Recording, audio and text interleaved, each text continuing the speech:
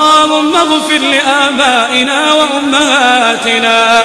اللهم أعتق رقابنا ورقاب والدينا من النار. اللهم أعتق رقابنا ورقاب والدينا من النار.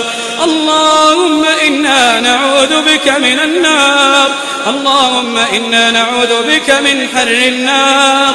اللهم إنا نعوذ بك من فتنة القبر ومن عذاب القبر ومن عذاب القبر. اللهم اغفر للمؤمنين والمؤمنات والمسلمين والمسلمات وألف بين قلوبهم وأصلح ذات بينهم واهدهم سبل السلام. اللهم اغفر لجميع موتى المسلمين الذين شهدوا لك بالوحدانية ولنبيك بالرسالة.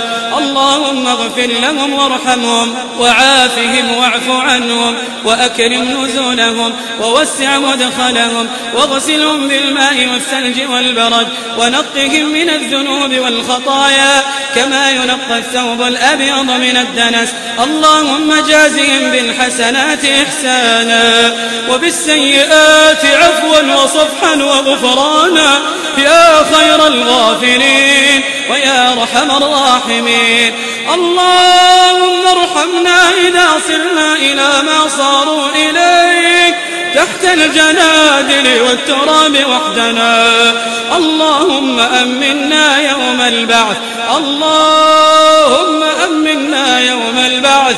اللهم اجعل آخر كلامنا من الدنيا شهادة أن لا إله إلا الله. عليها نحيا ونموت، عليها نحيا ونموت. اللهم إنا نسألك الرحمة. اللهم إنا نسألك المغفرة.